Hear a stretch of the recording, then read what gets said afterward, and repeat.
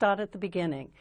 Emotional intelligence, what is it and why is it important for us? Emotional intelligence refers to how we handle ourselves. Are we aware of our feelings, our passions, the things that turn us on, the things that turn us off, what makes us effective, what gets in the way, and also how we manage our emotions.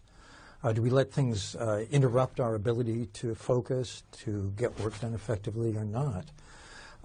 And empathy, recognizing other people's emotions, knowing how the other person sees things, how they're feeling, and using that all to interact with people effectively. You know, your work has changed how leaders and businesses do their work around the world. Can you think of a leader who's changed how he's done his work or how she's done her work based on your insights into emotional intelligence? Well, I hear about hundreds, but I can't name any. I can think of, though, a very highly placed executive who was hearing from direct reports that things weren't going so well. The messages came, for example, in the form of people leaving, as well as a lot of grumblings. And it turned out that when he really faced what was going on, people were saying, you just don't listen. You just tell us what you think. You say you want to hear what we know, and we know a lot, but you don't really seem to care about it. What he had to do was get better at the social intelligence ability of listening, of tuning in to other people.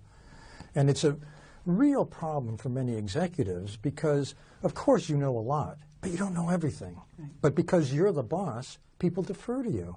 So they start listening. But the really excellent, the outstanding leaders we find are people who first listen and get other people to say what they think and what they know, and then to put that all together for a higher order integration. That's real leadership.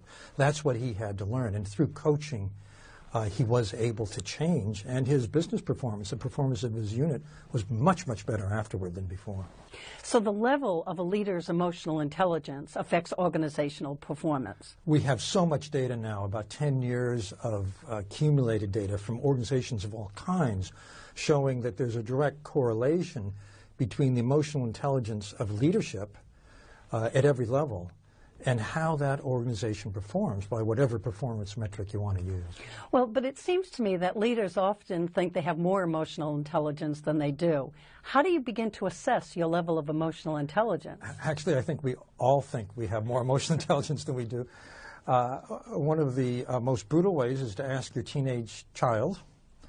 But at work, what you can do is ask other people, because it turns out that we ourselves are not the best gauge of how we're impacting other people. But other people, if you can get them to be candid, can tell you what your strengths are, and we all have them, and what you can get better at. And that's the most interesting, valuable information, because that's where any leader can get a bump in improvement.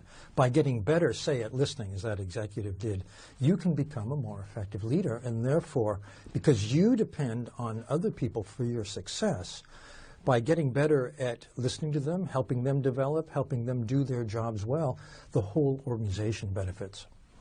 Interesting. Dan, you talk about emotional intelligence, and I'm very curious how you got from that to social intelligence. Well, emotional intelligence, when I first wrote it, was prompted for me by a new breakthrough in brain science in our understanding of the emotional centers of the brain and how that affects our ability to think well. It turns out that when we're upset, it hampers our ability to process information, to think creatively. We fall back on overlearned primitive behaviors, and it makes us dysfunctional.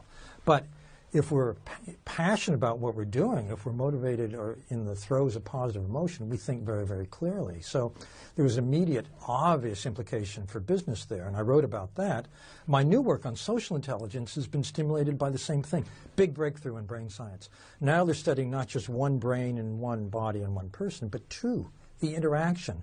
We're finding out that this is the key to why a leader like Herb Kelleher at Southwest was so spectacularly successful in growing that airline. We've been looking at video of Herb Kelleher just walking down the hallway at Love Field in Dallas, and it's as though there were a circle of good feeling radiating around him wherever he went. Everyone, passengers, personnel, passers-by, all of a sudden light up and beam because he was someone who engaged people, who was positive, and who let you know that he was tuning into you, and he was doing it with such positivity that it was contagious for you. Now, how about leaders who don't have that natural-born instinct? How can they use your insights on emotional and social intelligence in order to improve their leadership expertise? Well, first of all, for leadership, it's social intelligence that our data is showing counts the most. Social intelligence is being able to tune into other people, to read them, to know how they're thinking about things, what they're feeling right now, and using that to communicate effectively with them. And the good news is that even though we learn our habits, for example, what kind of listener are you? We learn those early in life. We can change them at any point if we're motivated, if we know what to do, and if we have a little help. So there's an easy 5-step process, basically, for enhancing social intelligence abilities in a leader. First, the question to ask yourself is, do you care? Are you motivated? Because it's going to take a little effort. Second, get some feedback.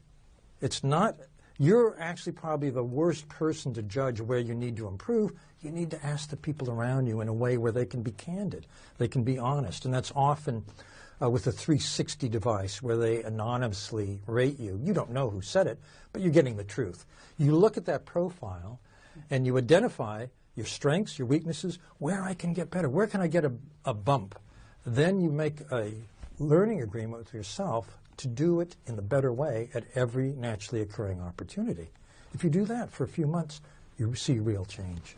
So how can a company use social intelligence in order to increase organizational performance? So many companies are doing that now. I just spent the morning with a group where a national insurance company, a global pharmaceutical company, a world-famous medical center, we're all doing the same thing with emotional intelligence. They're using it to enhance the effectiveness of their leadership, but also to change the culture.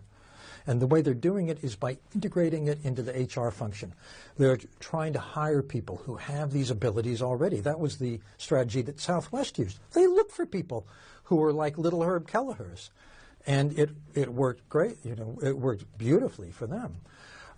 They're promoting for these abilities. It becomes part of how you're evaluated and part of what's looked for in taking people to the next level in the organization. And they're also putting a lot of effort into individual development to help everybody grow these abilities to a greater strength.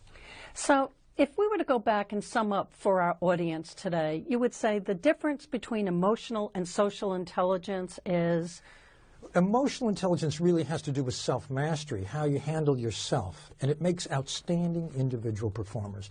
There are so many people in the world of work that are excellent, but they're excellent because of their own efforts, and they have very good discipline, they have very good motivation, they have drive. These are individual abilities.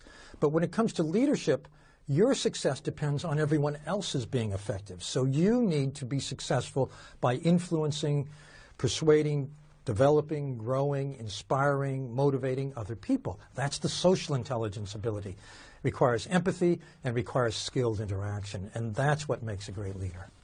Dan, one of the problems that companies really have is figuring out how to hire people because it's so difficult to hire people and know what their emotional and social intelligence levels are. So how do you go about trying to find little Herb Kelleher's? Well, first of all, if you're looking for a Herb Kelleher type, you have to expand the criterion because Herb was a unique individual. He was extremely extroverted, extremely up. But social intelligence doesn't always look like that. One of the sure signs of social intelligence is rapport. You feel comfortable with the person. You feel they're paying full attention. You feel they are really listening to you. They're really attuning. They're really empathizing. And we all know what that feels like. We feel felt. When you're with someone like that, you have chemistry. That's one of the sure signs. Dan Goldman, thank you very much.